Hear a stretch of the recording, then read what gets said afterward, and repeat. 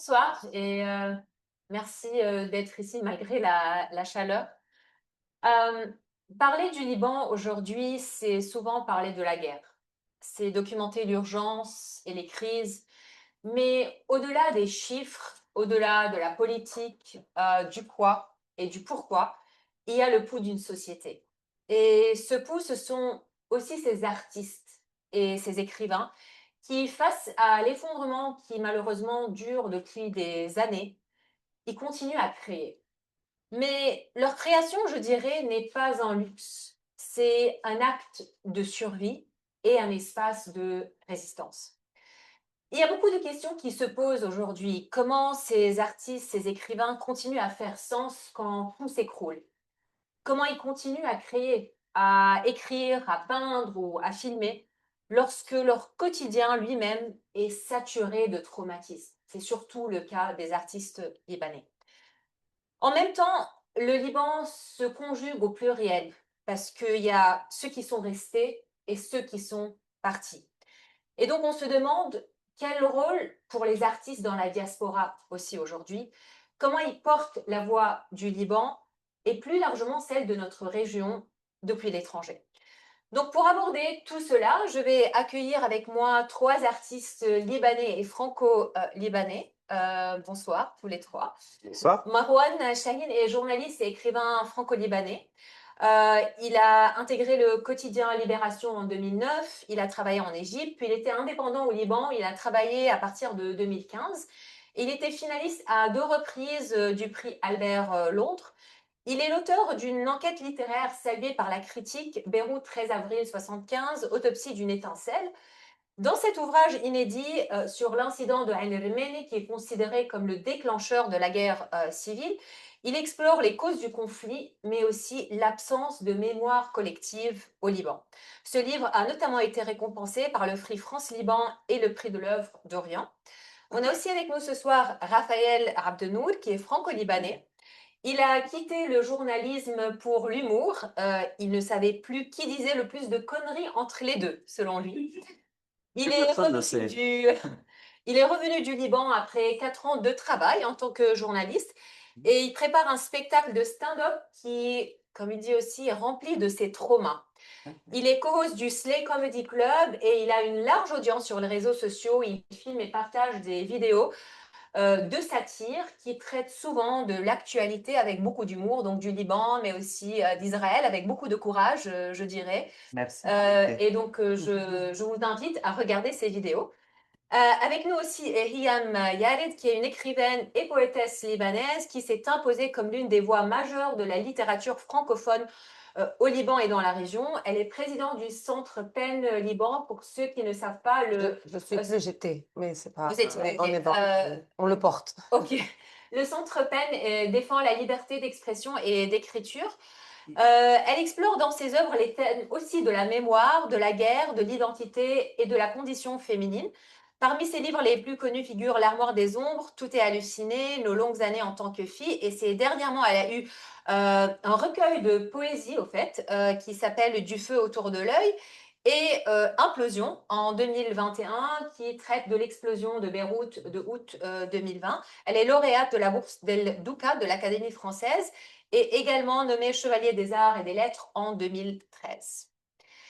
Euh, Très enchantée de vous connaître tous les trois. Je vais commencer par vous, Marwan. Euh, Vous êtes né en France pendant la guerre civile. Aujourd'hui, on est dans une nouvelle phase de violence, une nouvelle guerre. Votre livre, je dirais, est comme une quête personnelle peut-être qui revient à cette époque de l'histoire libanaise. Mais j'ai l'impression, en fait, et c'est ma propre lecture, c'est que cette guerre ne s'est jamais achevée. Donc, ma question pour vous aujourd'hui est comment vivez-vous cette nouvelle guerre qui a commencé en 2024 et qui n'est pas encore terminée? Bonsoir, merci à tous d'être là. C'est une question très large. Non, bah, je la vis d'abord en tant que, enfin, comme un Libanais, c'est-à-dire avec beaucoup d'inquiétude et d'appréhension euh, quotidienne. Moi, ce qui est d'un peu étrange, c'est qu'en fait, pendant très longtemps et avant d'effectuer ce travail sur l'affaire du bus de Ryan Khamenei. Je regardais le Liban d'un peu loin, donc en réalité aujourd'hui je la vis voilà, beaucoup plus comme un Libanais et après je sais pas si enfin on peut-être on reviendra dessus, mais si on peut dire que c'est la même. Peut-être on peut aborder ce point. Vous sentez que c'est une continuation de cette guerre que vous avez bien étudiée, bien abordée dans ce livre, ou c'est séparé, vous avez l'impression que c'est des cycles de violence qui sont liés là. Vous voyez comment cette violence qui ne s'arrête pas Alors au pour plein Liban? de gens, oui, ils le vivent comme une violence qui s'arrête jamais. Et en effet, il y a des éléments qu'on retrouvait en 75 qui sont les mêmes aujourd'hui, et notamment sur la difficulté en interne à trouver, à se mettre d'accord sur une équation libanaise et le fait qu'on ait des voisins un peu invasifs, on va dire. Donc voilà, ça, c'est deux éléments qui étaient semblables. Après, les équations, enfin, voilà, les choses se disposent pas exactement de la même façon. Ceci dit, il y a des clés de compréhension Mais je veux pour dire, plus aujourd'hui dans d'un le point passé. de vue personnel, c'est que puisque Ah ben, d'un point vous de vue avez... humain, oui, je pense que dans beaucoup de situations, le fait d'être, voilà, moi, il y a un des éléments de mon livre que je comprends seulement à la fin, c'est que j'essaie un peu, à travers cet événement aussi, de comprendre pourquoi mon père est parti et ce qui a été pour lui une douleur importante. Et il y a plein de gens aujourd'hui qui se retrouvent dans cette même situation. Donc là-dessus, oui, il y a un vrai, il y a un continuum du vécu de la guerre là-dessus qui pousse plein de gens à l'exil avec l'incertitude de pouvoir de revenir un jour. Donc dans ce cas-là, ça crée une forme d'identité libanaise en exil qui est singulière, quoi. Et quand c'est une période comme ça, tumultueuse, très violente, vous arrivez à écrire, à continuer à travailler, ou c'est une source, je sais pas, d'inspiration toujours pour vous, ou c'était juste l'événement de la guerre civile qui vous a marqué, qui vous a poussé à écrire votre livre, ou c'est l'histoire en général qui se déchaîne au Liban Non, il y a deux trucs. C'est bon, pour le livre en question, la grande difficulté, moi j'ai mis presque 10 ans à l'écrire. Et l'intitulé d'aujourd'hui de Polycrise, il n'y est pas pour rien. C'est-à-dire que à chaque fois, ce qui m'intéressait, c'était l'événement lui-même, mais aussi de quelle manière il éclairait le présent. Or, avec un présent qui est sans cesse mouvant, bah, on est obligé d'adapter les choses. Et surtout, on les raconte pas de la même façon. On raconte pas. Moi, ce projet, je l'ai eu en 2015 dans un moment qui était Mm. relativement apaisé, on va dire, enfin voilà, par rapport aux années précédentes ou qui ont suivi, et entre ce qui a été à peu près le cas entre 2015 et 2019. Donc, il y avait d'une certaine façon la distance pour raconter les choses d'une certaine façon. Et bon, c'était plus le cas à la fin, et j'ai mis des mois et peut-être même des années à essayer de raccrocher ce que je racontais euh, au présent. Enfin, et le Mm. présent, c'était, j'ai fini en 2024, et le jour même où j'ai fait une conférence, notamment au Carême, j'ai appelé ça à Ryan là-bas, c'était le jour des beepers. Donc on s'est retrouvé dans un truc où moi-même, l'objet que j'étais en train de construire, je me demandais quel pouvait être son sens, et j'étais toujours en train d'essayer de retirer pour voir comment on pouvait ramener ça vers le présent. Après, la réalité, c'est aussi que, enfin, sur l'autre question, sur le fait de comment je le vis, non, bah, au début, comme tout le monde, je suis complètement assommé, je suis incapable de faire quoi que ce soit, et puis, ben, c'est terrible, mais c'est aussi ce que certains appellent la résilience, d'autres la subsistance. Mais c'est que bon, bah, on est obligé de continuer. Donc, Ouais. en effet, je passe comme beaucoup de gens ici, j'imagine, plusieurs heures par jour à suivre l'actualité, à essayer de comprendre ce qui se passe, à Mm. soupier. Mais par ailleurs, voilà, je suis obligé, je travaille après. Par contre, je crois que j'essaye de moins travailler directement sur le Liban ou sur le présent parce que bah, je suis pas sûr d'être capable de justement de prendre aujourd'hui de la Cette distance distance. pour raconter les choses. C'est intéressant ce sujet de la distance, parce que ça me prend à la question que j'allais poser à Yann.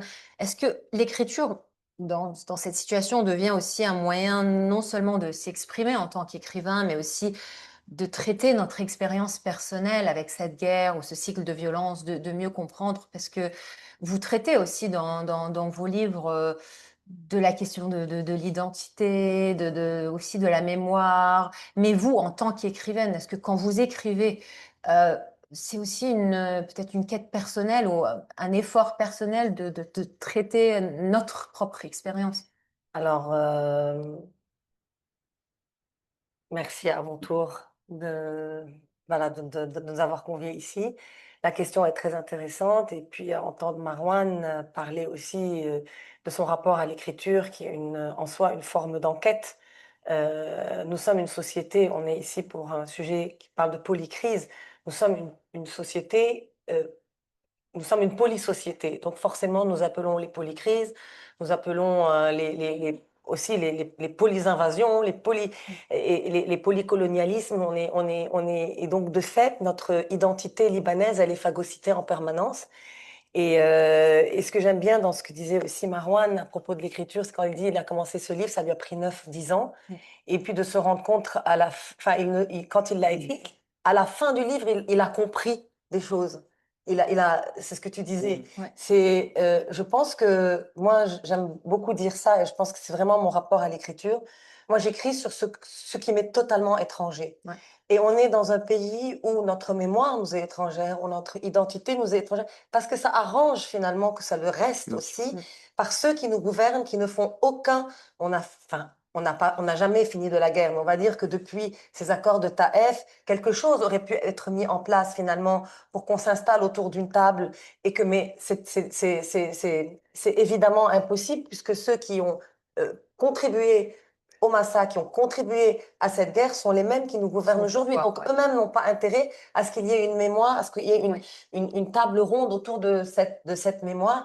Et c'est ainsi qu'on continue de nous instrumentaliser dans cette division qui rend cette identité aussi enfin, c'est pas cette division. On a une pluralité qui nous rend riche et qui nous rend donc divisible. Et on est maintenu dans cette division depuis, moi je suis née avec la guerre en 75, ça n'a jamais arrêté. Comment est-ce qu'on vit la guerre aujourd'hui déconnecté d'avant? Déjà, une guerre est une guerre, le bruit d'un obus, c'est toujours le même trauma, c'est toujours là. C'est pas parce qu'on l'a vécu qu'on le dépasse. Donc, donc. Et comment est-ce que la question aussi, c'est est-ce qu'on peut écrire au moment où oui, c'est ce que j'essaie de comprendre. Est-ce que des gens bloquent ou même Alors, il y a des gens qui bloquent, il y a des gens qui ont du mal à gérer la cérébralité et l'émotion ensemble. Et surtout, vous aviez parlé je pense que ce n'est même plus une résilience. Parfois, c'est un devoir. Je pense beaucoup à Abbas Fadel, qui est un réalisateur libanais exceptionnel. Depuis le début des derniers événements, je ne lui ai pas parlé personnellement ou reparlé, mais je vois sa page Facebook. Il met toute son attention. Je pense qu'il ne peut pas créer. À mon avis, il a mis tout il a investi toute son énergie à traquer et à nommer l'oppression des familles anonymes dont personne ne parlera jamais. Il nomme les victimes. Alors ça aussi, c'est du travail d'écriture. Ça aussi, c'est du travail de création. Ça aussi, ça aussi interroge que peut l'art. Est-ce que l'art... Alors l'art, oui, l'art ne peut rien. La création ne peut rien. En revanche, il n'y a pas de création sans faille, sans souffrance, c'est à la fois un instinct de survie. Après, la question qui se pose, c'est quand est-ce qu'on passe de l'instinct de survie par la création à la pensée? Est-ce qu'on peut survivre et penser en même temps? C'est ça, c'est tout l'enjeu d'une œuvre d'art, qu'elle soit littéraire, qu'elle soit cinématographique, qu'elle soit par l'humour. Comment est-ce qu'on fait et on fabrique quelque chose qui dépasse le témoignage aussi? Parce que les journalistes témoignent. L'art est traversée par ce qui lui est contemporain, mais elle transcende quelque chose aussi. Tout le travail, je pense, du travail. En tout cas, pour moi, romanesque, moi je suis romancière et poète, donc je ne suis pas journaliste. Voilà. Oui, peut-être le sujet de la survie en même temps de créer peut venir quand on va parler de la diaspora, parce qu'il y a un peu cette distance aussi, une fois on est à l'étranger. Il y a beaucoup d'artistes ou d'écrivains qui disent que ça leur permet au fait de recréer, parce qu'ils ont un peu cette distance avec le Liban et cette expérience de survie. On pourra en discuter. Raphaël, Pourquoi êtes-vous passé du journalisme à la comédie? Puisque là, je touche un peu Hmm. les expériences personnelles. Et comment fait-on du stand-up qui est de l'humour quand la situation est tellement tragique? Alors déjà, merci et bonsoir à tous et merci d'être là. Et ça me fait bizarre d'être sur une scène assis. D'habitude, je suis debout. Tu peux te mettre debout. Non, non, non, non, Habibti, ça va être bizarre. Non, non, non. Alors déjà, pour répondre à ta première question, comment on passe du stand-up à l'humour, bah, tu l'as dit toi-même, c'est que je ne savais plus qui disait le plus de conneries. Entre les deux, je pense que les journalistes disent beaucoup de conneries. La différence, c'est que les stand-uppers, on assume Je suis de dire des conneries. Oui, je sais, je sais. Mais moi, par exemple, pour parler de la guerre de 2024, moi, j'y étais. J'étais journaliste au Liban à l'époque pour l'Orient. Le jour, quand on dit l'Orient ici, tout le monde sait que c'est le jour. Hein. Donc, donc moi, j'étais journaliste d'actu. Donc, quand ça a commencé pour les beepers, je me souviens, le lendemain, le 18 septembre, j'étais sur le terrain d'ailleurs. L'Orient m'a envoyé sur le terrain pour couvrir le Téchier, c'est-à-dire l'enterrement, les funérailles du Hezeb. Hezeb aussi, tout le monde sait ce que c'est. Non, non, mais. Et donc là, pour le coup, je devais écrire tous les jours le réel. C'est-à-dire dire, voilà, il y a une frappe qui a tapé là, tant de personnes sont mortes, point, une barre. Israël dit ci, Hezbollah dit ça, le Premier ministre dit ci ou dit ça. Et c'était tout. Et en fait, vous êtes dans une espèce de vous écrivez tellement le réel de manière très blanche, très lointaine, qu'à la fois vous en êtes coupé. Il y a quelque chose de la déconnexion, vous voyez, qui se fait quand vous, voilà exactement, vous dissociez parce que la manière dont vous écrivez n'est pas humaine, n'est pas ressentie par les émotions, on peut pleurer, on peut rire, on peut douter. Le journaliste, c'est la certitude. Donc vous devez foncer, ce que vous dites doit être vrai, sauf si vous êtes CNews ou quelqu'un d'autre. À force d'écrire le réel et tout, j'étais un peu voilà, dissocié. Et puis, vous rentrez dans une réalité parallèle, quoi. C'est-à-dire qu'après le 17 et le 18 septembre, j'ai passé 2 mois à être chez moi, réveillé par les frappes toutes les nuits. Vous avez le Biresh Jelbet, c'est-à-dire la maison bouge toutes les nuits, donc j'ai pas dormi. Et non seulement vous dormez pas, mais en plus, vous devez vous réveiller, prendre votre ordi et rapporter. De manière, encore une fois, très distante. Donc j'ai commencé la scène à peu près à ce moment-là. C'était d'ailleurs un peu avant, donc j'ai commencé la scène en arabe à Beyrouth, le stand-up, avec des groupes qui s'appellent Awkward, où il y a des humoristes comme Shadon Fakir, Nour Hajjab, qui sont des humoristes libanais assez connus. Euh, donc voilà, j'ai commencé comme ça et ça m'a plu et je me suis senti plus moi-même en fait en faisant ça plutôt qu'en faisant. Mais par contre, je reste persuadé qu'il faut des journalistes et qu'il faut des bons journalistes. Donc ne t'inquiète pas que. Mais juste, c'est juste que je trouve qu'il y a tellement de fausses infos et de n'importe quoi aujourd'hui qu'il faut des bons journalistes qui vérifient et qui racontent, qui relatent les faits. Mais juste, c'est pas ma place, quoi. Mais très brièvement, mais ce que j'ai aussi dit, c'est que la situation est tellement tragique et tu arrives à nous faire rigoler, quoi. Donc, Hmm. ça- ça- Écoute, c'est parce que comment tu arrives à... bah, au Liban, déjà, je trouve que de base, au Liban, on a un rire qui est thérapeutique, de base au Liban. Tu sais, quand on rit au Liban, on rit tout le temps des traumas qui nous arrivent. Tu sais, Haïd el-Harb, machi, ce n'est rien, ou je suis allé ici, j'ai fait ça. Enfin, il y a ce truc au Liban de désamorcer tout en se moquant. Soit on se moque, soit on n'en parle pas. Je trouve, hein, c'est mon avis, mais, euh, mais le rire, et surtout, moi je l'ai vu dans le stand-up au Liban. Le stand-up au Liban, quand je faisais des petites scènes au début, ça n'était que ça, c'était que du stand-up thérapeutique. C'est-à-dire, on venait tous avec nos traumas et on les transformait avec des Thérapie blagues. collective, Ouais, qu'on n'a pas au Liban, parce qu'on a ouais, une mémoire collective. mais oui, parce que le Liban, on déteste traiter nos traumas. Au Liban, on dit, ah là, c'est notre rate, mais ça, c'est des conneries, tu vois. Personne ne surmonte comme ça. Mm. Non, c'est un travail de long terme, en fait. Mm. Et donc, moi, je me suis dit, bah, essaye en faisant de l'humour le plus serré, le plus documenté possible. Quand je fais des personnages comme Israël, je fais un personnage d'Israël récurrent qui est en gros une pétasse occidentale, quoi. C'est-à-dire, c'est quelqu'un qui a elle a un t-shirt avec le drapeau des États-Unis, elle a un grand chapeau, elle arrive, elle dit, bah, c'est quoi les Arabes? On va vous tuer. Vous voyez? Et bah, ce personnage-là, il est crédible parce que c'est ce qui se passe, en fait. Mm. En fait, les dingueries, c'est ce qui se passe, c'est pas ce qu'on dit, c'est ce qui se passe. Je vais rentrer un peu dans les œuvres de chacun. Euh, Marwan, votre livre, comme j'avais dit, est une quête personnelle et une autopsie historique, mais aussi journalistique d'une journée très précise, celle du 13 avril 75. Donc, ma question est, pourquoi avoir eu le besoin de revenir à cette première seconde, je dirais, de cette guerre qui n'a pas commencé ce jour-là, c'est clair. Et en quoi disséquer le passé est-il à comprendre ce séisme permanent? Ça revient un peu à ma première question, mais parce que vous avez écrit après, donc c'est pas, vous avez commencé des décennies après à traiter de cette journée. Oui, alors bon, moi, ce qui m'a amené là, c'est pas cette date en particulier, c'est que je cherchais un point d'entrée pour essayer de m'intéresser à la guerre, et ça a été celui-là pour des raisons qui tiennent beaucoup au hasard, qui est que j'étais au Liban au moment des 40 ans du début de la guerre, et j'étais un peu surpris Ok. de voir qu'il n'y avait pas de pas trouver de plusieurs récits concordants, enfin de trouver une multitude de récits, de voir qu'il n'y avait pas qu'à l'endroit où ça avait commencé, il n'y avait pas une plaque commémorative pour dire ici a commencé la guerre, mais juste une vierge qui est censée être la vierge des innocents. Voilà, et donc du coup, et le fait de savoir que même le bus impliqué dans cette affaire était à vendre et que le Oui, c'est vrai. propriétaire privé espérait en récupérer 1 million de dollars. Mm. Donc je me suis dit qu'il y avait quelque chose d'intéressant à la fois sur l'événement lui-même, mais aussi sur le fait. Optimisme. Ouais, c'est ça, c'est sur le fait. Et qui était mais ce que absurde. tu dis, Très libanais.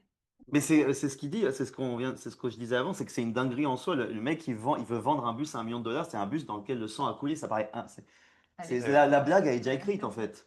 C'est ça qui est incroyable. Mais c'est ça, et donc du coup, je me suis dit, il y a peut-être quelque chose à creuser pour comprendre à la fois ce qui s'est passé ce jour-là, mais aussi pour comprendre pourquoi il y a eu aussi peu de travail de mémoire. Et c'est plus tard, par contre, que la question de en quoi ça éclaire le présent, au-delà de la question de la mémoire, parce que c'est venu. C'est-à-dire que la question de la mémoire et l'absence de travail de mémoire, c'est un des problèmes libanais, Ah. mais c'est pas le seul. Enfin, c'est-à-dire que justement, cette polycrise, elle a aussi d'autres causes. D'autres, Mm. Et voilà, il y en a certaines qui sont liées à des questions un peu, voilà, un peu plus géopolitiques, un peu plus de politique interne. Et ça, bon, je l'aborde un petit peu à travers le 13 avril 75, mais je peux pas non plus tout éclairer à partir de là. Mais j'essaye autant que possible, ça c'est presque un effort a posteriori de tirer l'événement vers tout ce qui peut éclairer du présent, quoi. Et ce que je disais tout à l'heure à Ryan, c'est que j'ai mis 4 mois à écrire juste une conclusion parce que j'avais besoin que ce que j'avais, que tout ce que j'avais raconté puisse raconter quelque chose d'aujourd'hui, quoi. Et pourquoi ça a pris tellement de temps? C'est ce... Non, Il y a beaucoup de gens qui m'ont posé la question, notamment l'éditeur. je savais pas que Mm. ça allait Il buvait beaucoup, c'est pour ça. Faisait la fête entre un chapitre Ah oui, de survie moi, je au le voyais désastre. je le voyais au bar. De comme temps, ça. c'est pas le temps, c'était le travail de traiter Non, alors il y avait, était dur. à vrai était dire, il y a deux choses. Il y a l'enquête Oui. qui a déjà été longue. Bon, aussi parce que je travaillais par ailleurs, parce que là, Oui. c'est un des éléments de Copelar. C'est On peut aussi, pas, souvent, on doit aussi juste écrire un travailler à livre. côté parce qu'il Exactement. faut gagner un peu d'argent. Voilà, bêtement. Mais donc, du coup, c'est une des raisons pour lesquelles ça a pris un peu plus de temps. Après, l'enquête, elle a pris environ 3 4 ans. Mais Ok. aussi parce que c'était difficile, ça, il y avait pas, il y a pas d'archives, il n'y a pas de sources. Enfin, il y en a, mais il y en a assez peu. Donc en fait, je m'appuie essentiellement sur des témoignages. Donc il faut trouver les bonnes personnes, il faut recouper les témoignages. Ça prend un peu de temps. Et par ailleurs, je pense que je suis pas quelqu'un de très rapide. Voilà, ça c'est une chose. Mais une autre difficulté, ça a Les été Libanais. voilà, On de est comment tous lents, raconter en يعني fait, ما- de trouver parce que c'était pas seulement les faits qui m'intéressaient, mais c'était justement les éclairer d'une manière un peu particulière. Et ça, trouver la bonne distance.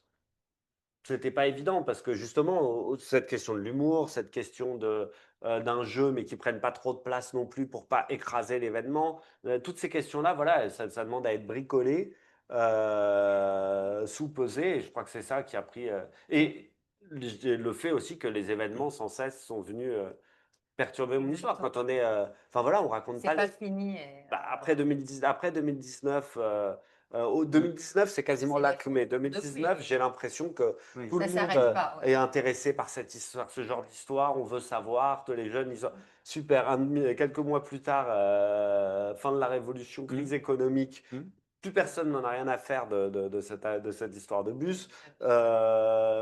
Puis après, moi j'ai presque peur pendant des années. Mon inquiétude, c'est ouh là là, il faut que je me dépêche parce qu'il va y avoir une nouvelle guerre qui va faire que moi qui suis en train de réfléchir sur les causes de la guerre de 75, plus personne n'en aura rien à faire quand ce sera Mm. fini. J'ai vraiment, au moment où ont lieu les événements de ça. Taïoune, qui Mhm. ressemblent comme deux gouttes d'eau à ce qui Bien s'est sûr. passé le 13 avril, Oui. il y a même les mêmes personnes, enfin les descendants des mêmes personnes, oui. Bien des sûr. mêmes personnes, des mêmes personnes. Le garde du corps de Pierre Gemayel qui est tué le 13 avril avant l'attaque du bus, il s'appelle Joseph Abouracé, et le chef des phalangistes à N'Djamena, il s'appelle Abouracé. Donc celui qui parle à Taïoune, et c'est les mêmes circonstances, c'est des gens, on ne sait pas trop si c'était prémédité ou pas vraiment prémédité, mais on avait des armes au cas où. Ça, enfin, voilà. Et donc, en fait, même dans la construction du récit, c'est assez identique. Donc, c'est à la fois intéressant et en même temps, je me dis, voilà, s'il y a une autre guerre, mais plus personne ne va s'intéresser à mon Ou un histoire. truc, ou un 4 août, ou un truc dans le même genre, quoi. Voilà, donc c'était trouvé aussi une façon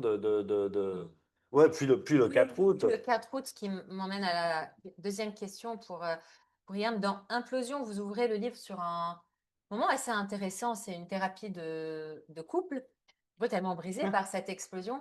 Euh, Comment cette scène très intime parvient-elle à traduire une déflagration qui est, bon, à la fois intime, personnelle, mais là, vraiment collective? Bah, c'est symptomatique. Le couple, c'est déjà le lieu qui reçoit tout de la violence qui l'environne. Oui, oui. Donc, qu'elle soit politique, qu'elle soit au niveau de la guerre, qu'elle soit à tous ces endroits-là. Donc, comment est-ce qu'on fait pour... Alors, ce couple, il est aussi traversé et travaillé par le confinement et Covid et tout l'impact que ça a pu avoir sur un lien intime. Et, et, j'ai trouvé que c'était intéressant de l'incarner dans cette scène.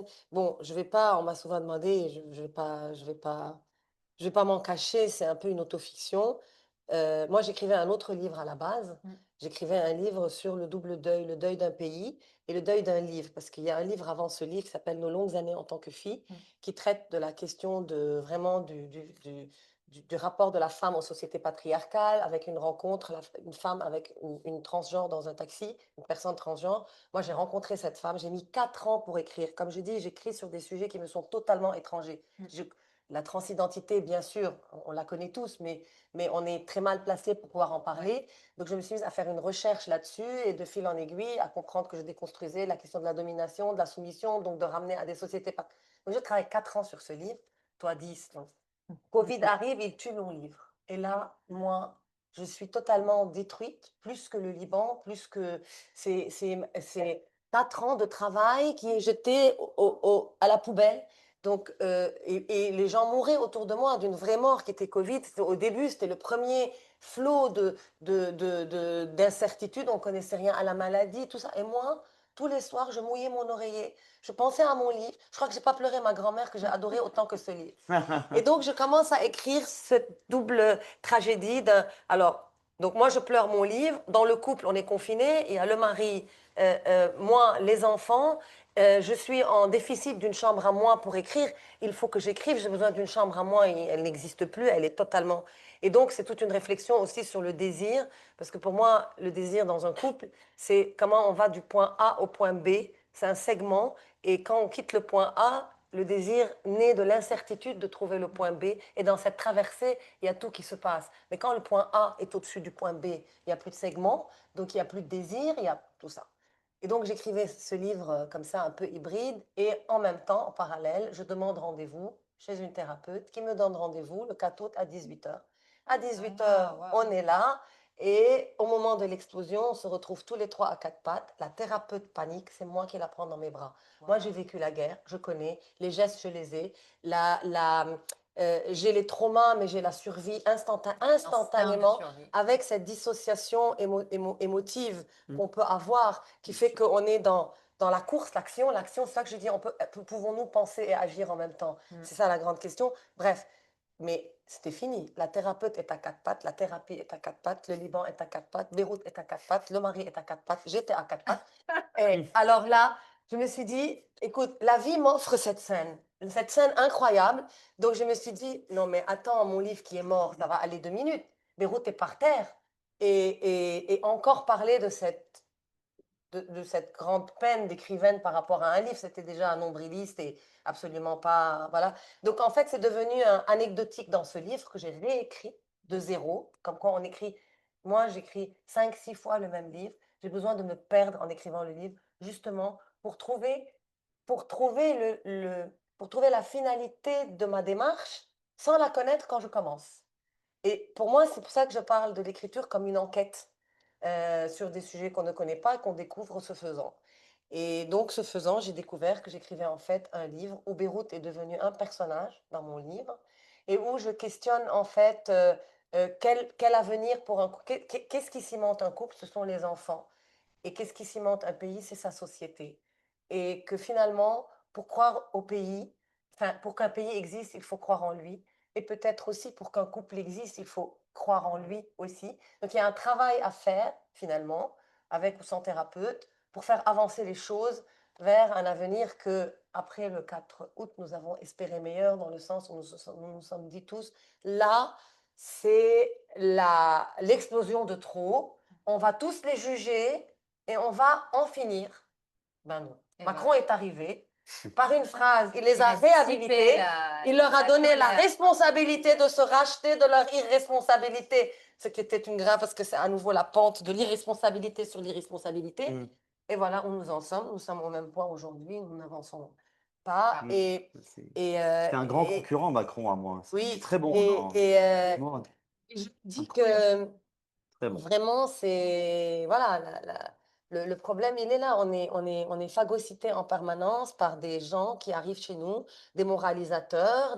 Moi, ça me fait rire ici. On me dit toujours de mettre la ceinture dans la voiture, parce que ça bip, parce qu'il y a il y a des Oui, les contraventions et tout. Moi, je dis, écoutez, hein, à partir du moment où l'Occident, en général, on va pas faire participe au financement de la fabrication des armes qu'on vend chez nous, et nous, on se reçoit les missiles, on peut mourir sans ceinture chez nous. Je veux avoir la liberté de ne pas mettre ma ceinture derrière dans un taxi qui route à 30 à l'heure. Je peux vous dire que c'est pas très risqué. Hein, ça va aller. D'abord, on n'arrive jamais à l'heure. Alors, si je peux arriver pas à l'heure en prenant la liberté de choisir ma mort dans un taxi à 30 à l'heure, alors que chez moi, je choisis pas ma mort ni ma guerre et que je subis des missiles, ça, voilà. Et juste pour revenir à ton humour, à ton humour, elle s'énerve.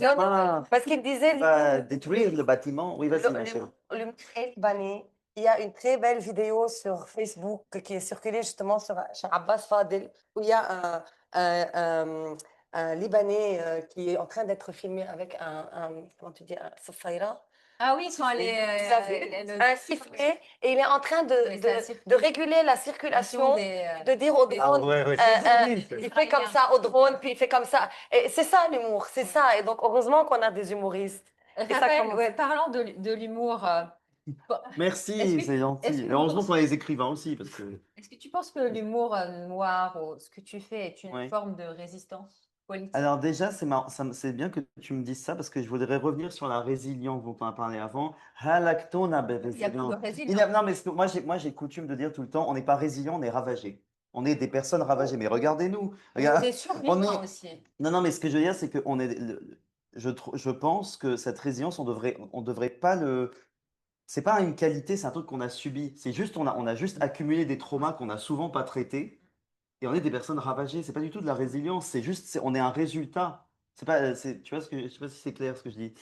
Mais Non, c'est très clair. du coup, quelle était la question? J'ai oublié. Oui, est-ce que ce que tu fais, ou l'humour noir Ouais. en général, c'est une forme de résistance politique? Tu la vois comme Oui. ça, tu la vis comme ça Oui, bah déjà, tout à l'heure, Riyam disait que l'art ne peut rien, etc. En tout cas, l'art peut dire.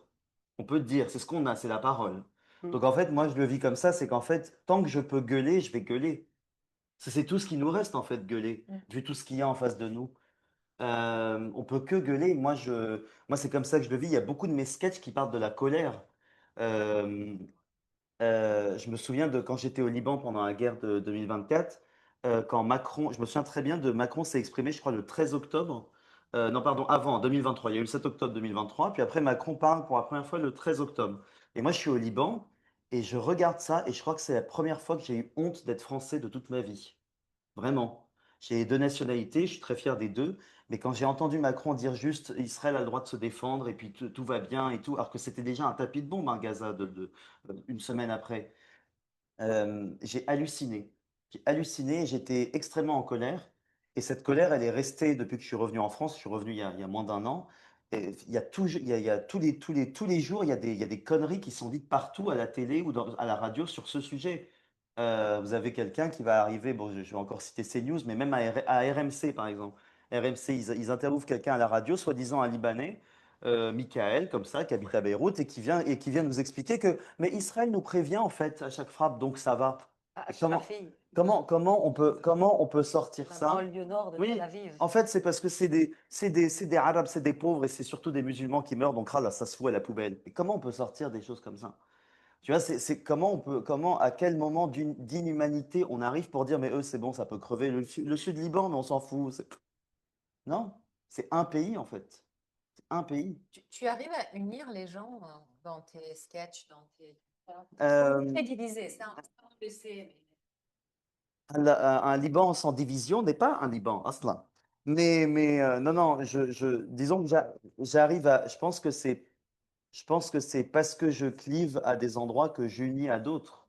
Je pense qu'on peut tous dire, euh, je pense que j'unis des gens derrière ce que je dis, et évidemment, je me prends aussi des tombereaux d'insultes, va manger un beeper, va faire ci, aussi des insultes sur ma sexualité, parce que moi je cumule, hein, comme quand vous êtes issu de la communauté LGBT, et en plus que vous êtes une folle arabe comme je suis, vous en prenez tout. Donc, et vous prenez le classique de mais à Gaza, ils jetteraient d'un toit. Toujours ce truc de déjà déjà faites en sorte qu'il y ait des toits, parce que vous avez détruit tous les toits en fait.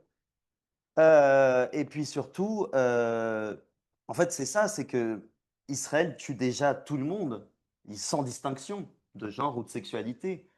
Les personnes LGBT qui vivent à Gaza ou au Liban, elles subissent et l'oppression, enfin à Gaza, elles subissent et l'oppression de la colonisation, de l'apartheid, de tout ce qui est Israël aujourd'hui, et ils subissent aussi les oppressions contre les personnes LGBT. C'est les deux qui s'accumulent, ça ne s'annule pas en fait. Voilà, je ne sais pas si ça répond à la question, parce que je suis parti un peu belwede, comme on dit, dans la vallée, Mahek, dans la vallée. Euh, Ma- Non, on a besoin de... Marouane, donc vous êtes... le focus du livre, c'est, comme on a vu, c'est un événement, mais c'est aussi basé sur des témoignages humains. Vous avez Oui. parlé de la difficulté au fait de trouver ces témoignages et de faire cette enquête. Mais la question qui se pose, est-ce que, si on peut dire réduire, mais ou parler de l'histoire à travers des faits précis et des témoignages humains, est-ce que ça redonne un pouvoir aux Libanais et aux individus qui ont fait face à la fatalité de cette guerre et qui n'ont peut-être jamais trouvé ni justice, ni ils n'ont pas pu dépasser ce qui s'est passé vraiment, parce qu'on a l'impression que les séquelles de cette guerre sont toujours là. Euh, à ceux que j'interroge dans le livre, Ou en général. Donc, parce le que fait ceux que j'interroge dans le livre, en réalité, c'est marrant. Au début du livre, enfin, moi, quand j'ai commencé, tout le monde m'a dit personne va parler, personne ne veut parler. C'est l'inverse qui s'est passé. C'était plus tout le monde parlait et il fallait, enfin, au contraire, trier le bon grain de livret parce que j'avais de tout Trop. et de n'importe quoi. Tout le monde avait envie de parler. Et je suis pas certain d'ailleurs que ce serait le cas aujourd'hui. Ça, c'est une question intéressante. Je pense que si je démarrais le même projet aujourd'hui, il n'y aurait pas forcément Mm. ce même désir. Donc, chez ces Ah gens-là, bon, parce qu'ils sont occupés avec le contemporain, avec ben ce qu'ils voilà, ont besoin. il me parlerait d'autres. que, je sais très bien, d'ailleurs, j'ai Mm. revu certaines personnes que j'ai interrogées, ils étaient que Hezbollah, Israël, enfin, ils n'ont rien à voir, enfin, il n'y avait pas la possibilité même d'un retour. Mais donc, là, de ce point de vue, pas forcément, mais par contre, là où j'essayais de produire quelque chose, c'était en effet de produire. Bah alors, à défaut d'une vérité, parce que je ne sais pas enfin, comme bien même on en trouverait une, ça ne mettrait pas tout le monde d'accord, mais de créer voilà, une multiplicité de récits, une sorte de polyphonie euh, qui permettent de créer, enfin, à défaut d'un récit commun, un ensemble de récits, quoi, où chacun pourrait un peu trouver sa place. Donc oui, il y avait cette dimension-là. Après, aujourd'hui, je ne sais pas si les gens sont très intéressés d'entendre ça en ce moment parce qu'ils ont sans doute la tête ailleurs. Et il a raison. Enfin, moi le premier, entre guillemets. Mais j'espère, oui, qu'à un moment ou à un autre, le fait d'avoir créé cet ensemble de récits, ce sera une façon pour des Libanais, notamment des jeunes Libanais, de se réapproprier cette une histoire. part de l'histoire et de... Et vous pensez que ce travail a pu réparer un peu cette mémoire collective qui n'existe pas? Parce qu'il y a eu beaucoup de travail aussi qui a été fait par d'autres journalistes, par des réalisateurs sur la guerre civile. Au fait, c'est comme ça qu'on a appris ce qu'était cette guerre. On l'a appris de nos parents, on l'a appris des livres, on l'a appris des films, soyons clairs. Il n'y avait jamais un récit officiel ou quoi que ce soit. Donc, est-ce que vous pensez que ce travail a aidé à la réparation de cette mémoire qui est... Alors, il peut s'inscrire, il a en tout cas ça comme ambition, mais alors, je crois pas qu'un livre, il puisse tout seul réparer quoi que ce soit. Par contre, il s'inscrit dans un ensemble dans un ensemble de démarches. Ouais, voilà, et en effet, le but, travail c'est accumulé.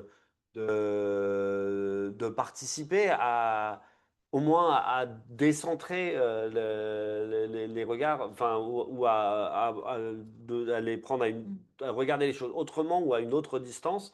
Et oui, j'espère que ça participera en tout cas demain, parce qu'on va en avoir encore plus besoin quand la guerre s'arrêtera bientôt, Inch'Allah. On va avoir besoin de nouvelles façons de nous raconter nous-mêmes.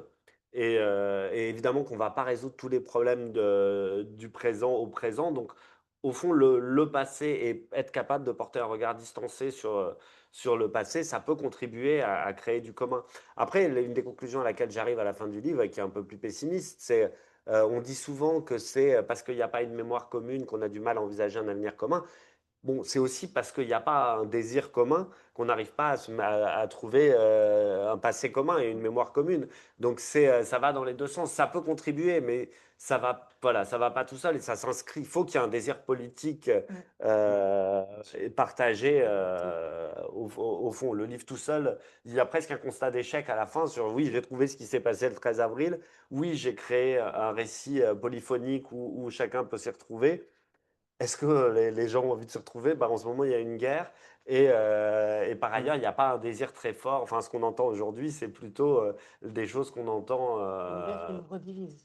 Ouais, voilà, c'est ça. C'est que, Bien en sûr. fait, la guerre, ce qu'elle montre, c'est que ce qui était présent en 75, c'est aussi présent. C'est-à-dire qu'on va tout de suite accuser Bien sûr. l'autre d'être responsable, Ça, etc., etc. Et donc là-dessus, par contre, voir les mécanismes à l'œuvre, c'est intéressant parce que, enfin, on se rend bien compte, les mêmes phrases qui étaient prononcées en 75 le sont encore aujourd'hui. vous Donc, voulez ajouter?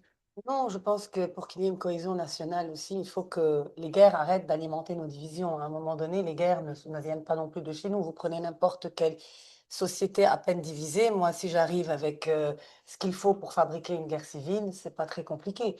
Je pense que si l'Allemagne continuait à rentrer en France selon ce bon vouloir après la Seconde Guerre mondiale, on serait toujours pas sur des bases de... Voilà. On est constamment soumis à un niveau de stress tellement élevé, tellement que cette société subit en permanence, que c'est très difficile finalement d'avoir ce désir commun, de ne pas céder à la division, qui est en fait le fait et la conséquence de ce qui nous tombe dessus en permanence. Finalement, on n'a tellement pas accès à celui qui nous envahit, qui est inaccessible. Et de plus en plus, avec l'intelligence artificielle et les nouvelles guerres aujourd'hui, on est envahi sans armée, on est tué sans armée. Donc, qui est ton premier ennemi? Tu cherches, ben, tu trouves ton voisin. Voilà. Oui, Donc, mais on a aussi une crise identitaire qui oui, mais dure la depuis crise identitaire, très c'est longtemps. comme si moi, aujourd'hui, deux frères qui ensemble, si tous les, enfin, on a tous par exemple, des récits familiaux sur lesquels on n'est pas d'accord, un frère qui parle pas. Il y a différentes manières de les mettre ensemble ou de continuer de les diviser. Nous sommes en permanence dans des situations On qu'on alimente divise et que nous subissons. Parce que j'insiste sur ce point, parce que souvent on dit oui, vous les Libanais, vous n'avez pas réussi à faire un pays. C'est une phrase qui me met hors de moi, mais que je refuse. Oui, on a une part de responsabilité, Mais bien pas sûr, mais il ne faut pas... Même ceux qui nous dirigent aujourd'hui, d'accord, c'est les laquais de... Moi, je dis, si on veut accuser les responsables, prenons-les tous. Pas juste ceux qui répondent et qui sont asservis par d'autres invisibles dont on ne peut pas parler parce qu'ils sont justement intouchables. On met tout le monde sur la table et là, Et même pour la corruption, c'est valable. Si vous voulez juger les putains, arrivons Juger au les proxénète. Hmm. C'est quand même incroyable, la corruption, l'argent volé au Liban. Ils sont dans des comptes en banque, dans des trucs offshore. Pourquoi vous les acceptez? La crise économique, le contribuable, le petit merdique contribuable comme toi et moi et toi, on n'a pas pu sortir notre argent. Hmm. Alors que les politiques, ils ont sorti des centaines de millions. Oui. Voilà. Ils ont été acceptés dehors. Nous, aujourd'hui, on va ici pour ouvrir un compte en banque en France. Il faut un pedigree de la race de mon chien. Il vient d'où? C'est qui son grand-père? Asabit, vous voyez, Il, tu il- nous fais il des... y a, ouais, il y a aussi le manque de rendre des comptes en général. On n'a jamais vu de Bien justice sûr, pour mais les crimes qui ont été commis pendant toute pendant notre qui... histoire. Mais On ne justice peut pas Hariri. nommer. Ouais, Oui, Et voilà. pendant- Parce que le truc de Hariri, tribunal de Hariri, par exemple, mais ça ils nous aussi. ont ramené une justice internationale Hmm. qui a montré vraiment la réalité des choses. Pour moi, Oui, mais il n'y a jamais vraiment eu de justice. Il y a les gens qui ont commis des crimes n'ont jamais été. Oui. Bah oui, parce que tu fais une amnistie pour tout le monde et hop, Ça personne aussi, n'est coupable. ça fait. Je vais aller maintenant à l'autre et le dernier thème qui est celui de votre rôle en tant qu'artiste dans la diaspora.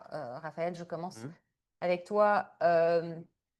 Est-ce que, est-ce qu'on rit des mêmes traumatismes à Paris qu'à Beyrouth? Est-ce que ton travail change? Ça revient un peu à ma question C'est une bonne question. que j'avais posée au début, c'est que est-ce qu'on crée de la même façon quand on est à Beyrouth qu'on est Alors, à l'étranger? Et je ne sais pas, est-ce que pour toi, ça soigne quelque chose, une certaine nostalgie, ou pour les Libanais qui sont aussi dans la diaspora, parce qu'il y a beaucoup ce thème de nostalgie, de deuil.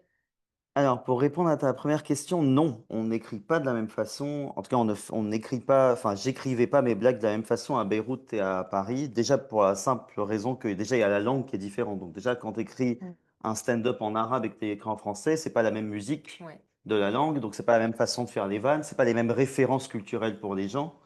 Donc il faut que tu adaptes. Tu peux pas juste traduire ce que tu fais. Tu dois reprendre, tout recommencer, tout réécrire. Donc moi c'est ce que je fais en ce moment. En ce moment, je pourrais faire du stand-up à Paris en arabe parce il y a des groupes, il y a Fortin, Dahek, il y a plein de groupes à Paris qui font du stand-up en arabe. Donc je pourrais le faire. Mais là, en ce moment, je suis dans un focus où j'ai besoin de me concentrer sur mon stand-up en français. Et oui, c'est vrai que ici en France, pour l'instant, dans les comedy clubs dans lesquels je suis passé, souvent, on vient me voir pour me dire, pour me remercier d'aborder sur scène des thèmes comme bah, la guerre au Liban, comme faire son coming out au Liban. C'est quoi de faire son coming out dans un pays arabe?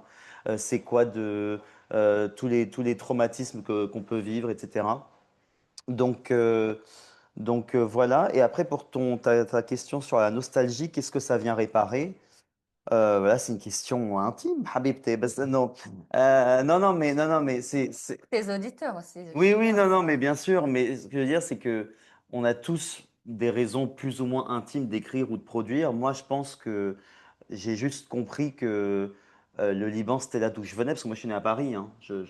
Tu m'aurais connu il y a 10 ans, je parlais pas arabe, etc. J'ai appris un peu tout seul. Et maintenant, j'enseigne l'arabe. C'est fou. Waouh. J'enseigne en ligne et tout. J'ai des petits élèves, machin. Mais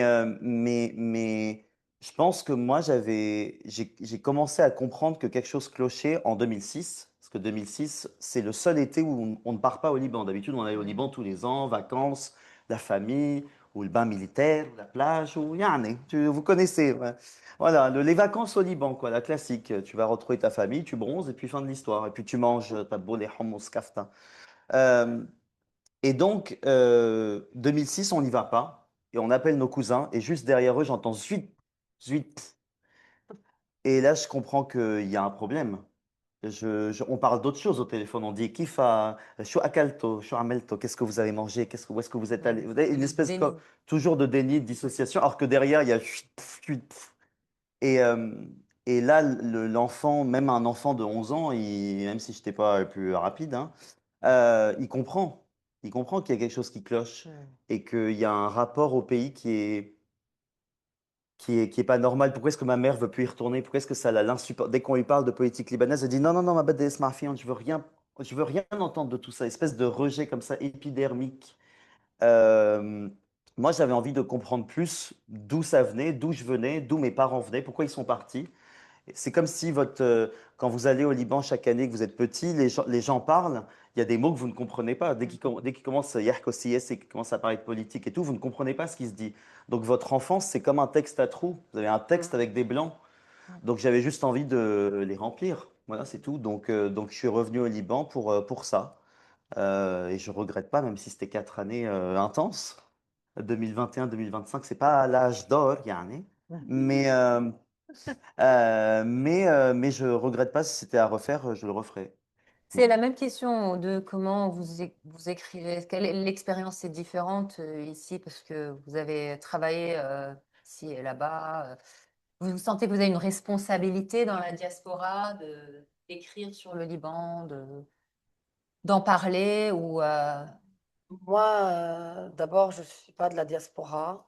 Moi, je suis du Liban. J'ai vécu au Liban, j'ai grandi au Liban, j'ai jamais quitté le Liban. Maintenant, je suis là parce que pour il y a que le provisoire qui dure, mais en principe, c'était du provisoire parce qu'on habite trop proche de la banlieue sud. Mm. Je ne me considère pas encore ici. Je De pense beaucoup à migration. Sam Aliasbe, qui est une écrivaine syrienne Oui, que voilà. j'admire et que j'aime beaucoup, qui est restée ici durant 5, 6, 7, et avec une résistance à apprendre le français, Mm. avec En fait, on ne veut pas s'installer. Mm. Et j'ai ce sentiment, moi, alors que je- Paris fait partie c'est ma deuxième ville, c'est mon. Ça fait combien de temps que vous J'ai êtes passé là? mon temps à vivre. Moi, j'ai le cul entre deux chaises. Je vis Ok, entre deux pays. Et j'ai toujours vécu comme ça, sauf depuis que je suis ici, depuis 5 mois. Je suis là. ok. Et depuis 3 mois, en fait, dès que ça a commencé, moi, je devais rentrer à Beyrouth. J'étais à Paris. Et finalement, on a décidé de rescolariser les filles. Même les filles, elles vont être elles En sont 2 écoles. déstabilisées. Non, mais je pense qu'il va leur falloir des sacrés psys parce que l'insécurité qu'on leur crée par le nomadisme et la non-stabilité, c'est encore autre chose. Peut-être c'est mieux de rester sous le missile, on le connaît, le drone, on le connaît. Au final, ça finit par faire une sorte de sécurité. On les entend tous les jours. Ah, tiens, il est là. Ah, tiens, il est là. Ah, tiens, il est là. Elles ont leurs amis, elles ont leurs trucs. Donc, moi, je me sens pas, voilà, je me sens vraiment appartenir à ce pays. Chaque fois que je finis d'écrire un livre, je dis, bon, c'est bon, maintenant, j'ai assez traité de la question libanaise. Ça fait un moment, ils sont dans tous Mm. mes livres. Ben Je non. vais parler d'autre chose et toujours le Liban nous Revient. rattrape C'est avec vrai. le présent qui renvoie au passé, qui renvoie à... Donc, en fait, il n'y a pas d'espace-temps. Le temps, c'est l'écriture et l'écriture nous relie à tout, à ce que nous avons été, à ce vers quoi nous partons. Et ce qu'il disait tout à l'heure, Raphaël, à propos de ces blancs, de ces trous de mémoire, et c'est marrant parce que, comme tu le dis, moi j'ai écrit un livre qui s'appelle Tout est halluciné, d'une petite fille qui se réveille à 5 ans d'un coma, qui a zéro souvenir. Son père lui dit, très bien, zéro souvenir, c'est très bien, tu es né à 5 ans, il n'y avait rien avant. Mm. Et donc elle grandit justement avec aussi cette interdiction de se souvenir, déjà, et avec l'interdiction de parler d'un pays que le père a quitté, en exil arraché, comme ta mère, qui tourne la page, qui ne veut pas parler, ça devient un mot de bègue. Il disait jamais Liban, il disait Mm. 3 points de suspension. Mm. Et donc, cette fille, durant tout le livre, fait une enquête, c'est un peu mon alter ego, évidemment, pour essayer de se rapprocher au plus juste, au sens de justesse et non de justice, car la justice, pour moi, j'en ai fait le deuil, elle n'existe pas, elle est impossible, de justesse par rapport à la mémoire de laquelle elle est privée, à cette identité qui a été phagocytée par ce père qui a voulu justement lui donner sa narration, d'où la difficulté de Marouane, ou plutôt la facilité de Marouane, à récolter tellement de récits. Parce qu'en fait, le Liban ne souffre pas d'une absence de récits. Au contraire, il souffre d'un surplus de récits et d'un refus de les rassembler. Et c'est là que l'art et que la création entrent en jeu. Voilà. Donc, qu'on soit en exil, sur place, entre deux, finalement, toutes les routes mènent à Rome. Et ce pays nous rattrape, son drame, sa tragédie, qui finalement, ça devient un peu notre deuxième chair et ça devient notre combat. Forcément, même si on veut parler d'autre chose, bah, ça nous ramène à cette question-là. C'est vrai. Marouane. Marouane. Alors, j'ai pas grand-chose à ajouter sur même. Non, mais par contre, un sujet qui peut, par rapport à ta question, c'est celui de est-ce qu'on se sent une responsabilité ou pas? Moi, quand le bouquin est sorti, évidemment, j'ai eu beaucoup de sollicitations médiatiques, mais pas tant pour parler du livre, Mm. que pour parler de la La guerre, situation, bah de oui. la situation et tout. Et au début, j'étais un petit peu réticent parce que mon éditeur me disait, mais s'ils font, c'est moi, je sais pas, je sentais pas tellement Oui, oui. enfin voilà, je me sentais pas très légitime en fait à parler de ça.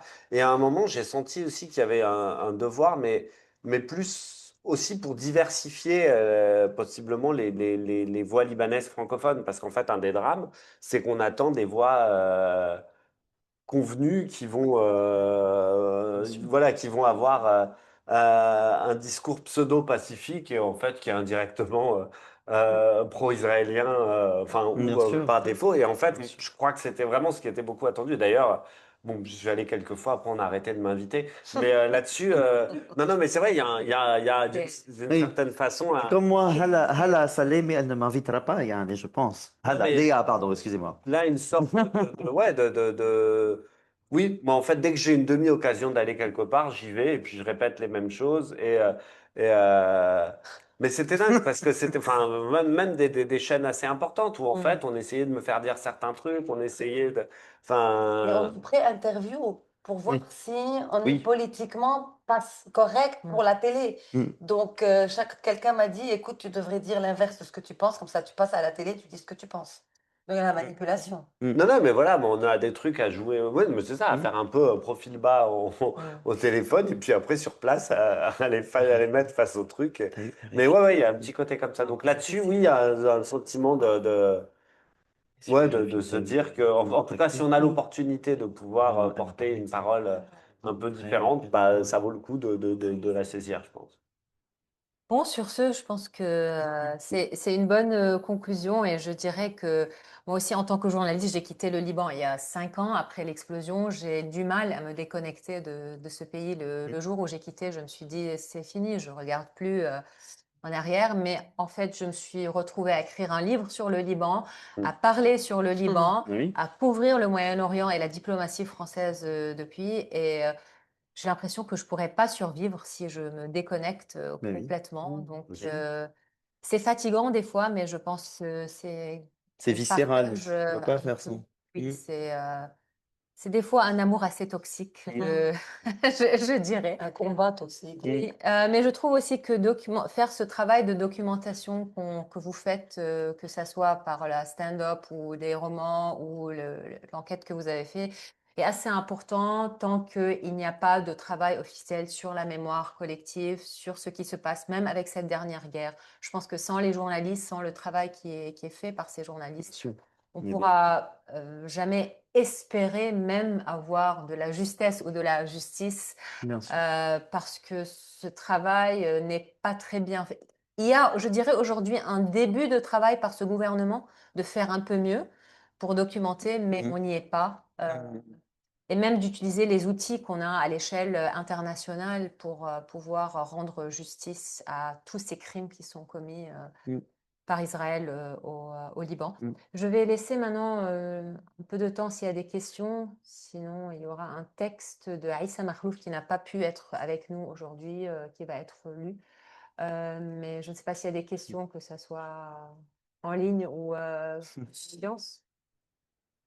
Le micro. Rana Kobaïsi qui vous remercie pour vos interventions et qui note que la table ronde tournait beaucoup autour du passé, de la mémoire, et elle demande quels conseils, comment est-ce que vous voyez le futur et quels conseils vous donneriez pour le futur, aux générations futures, en ce qui concerne la création artistique.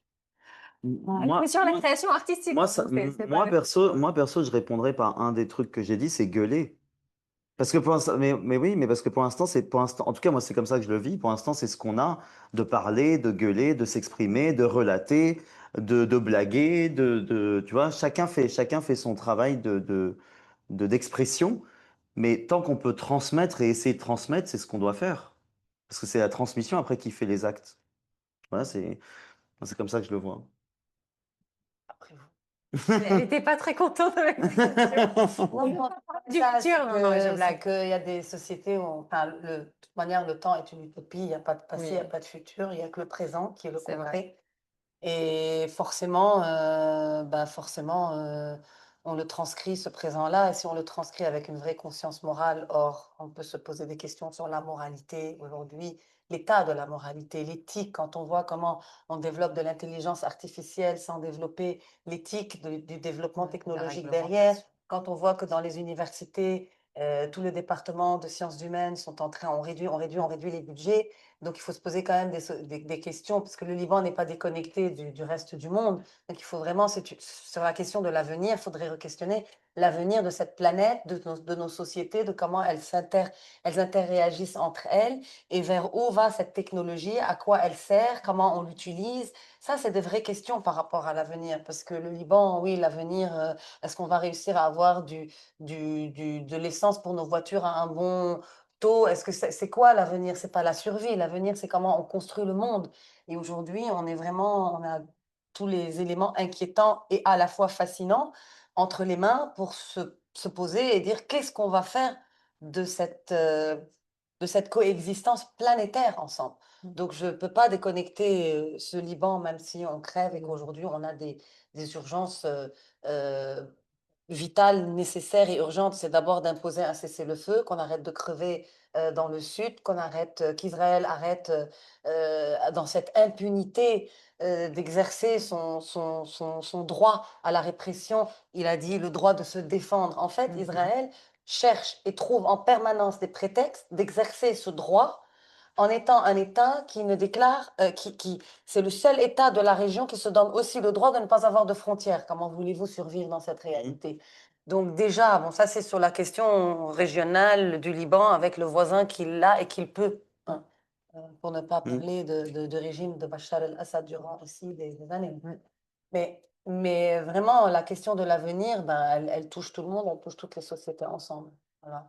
Ouais, Alors, je ne sais pas si j'ai beaucoup là encore à ajouter, mais c'est pour dire non, mais si, que si, si il y avait un truc à dire aux plus jeunes, et notamment sur la pratique artistique, c'est Oui. qu'elle ne peut pas beaucoup de choses, mais elle permet au moins de moins subir en fait. C'est-à-dire que enfin, au fond, le fait même de produire et de produire de manière artistique, c'est-à-dire avec des techniques particulières, une esthétique, enfin, dans la recherche d'une esthétique, ben, ça permet ben voilà, d'être moins à subir le passé ou le présent. Donc pour l'avenir, je pense que ça peut faire sens. Enfin, ça a contribué à faire sens. Travailler dans le domaine de l'écriture, de la création littéraire, l'enquête journalistique. Vous avez besoin, l'humour aussi, vous avez besoin d'un accès au public, pas seulement celui qui va lire votre livre, mais aussi dans les médias. Mais on voit que les médias en France inventent ces Libanais. Elle crée ses propres Libanais, comme elle a créé ses propres Syriens. On a Omar Suleiman, on a compagnie.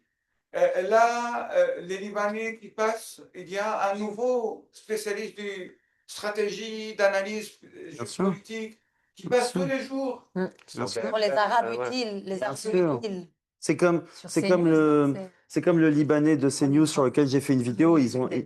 Le Libanais de CNews, ils ont invité un Libanais sur CNews, Michel Fayad, qui est venu nous expliquer, nous expliquer. Moi, j'ai fait une vidéo là-dessus, qui est venu nous expliquer que oui, il était invité sur CNews sur un plateau. Il est venu nous expliquer très tranquillement que la guerre civile, c'est la faute des Palestiniens qui étaient là. Comme ça, voilà. Explication de la guerre civile, c'est parce qu'il y a des Palestiniens qui sont rentrés. Il y a Habil et tu vois, on peut pas juste expliquer la guerre par ce seul facteur. Mais ma question, c'est que Mais oui, il y en a. vous pouvez, même si c'est très difficile, percer dans ce milieu de saleté, j'ose dire.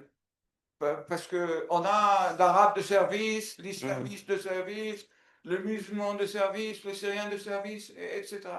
Bah, en continuant à faire de la brasse coulée ou à titiller, moi c'est ce que j'essaye de faire.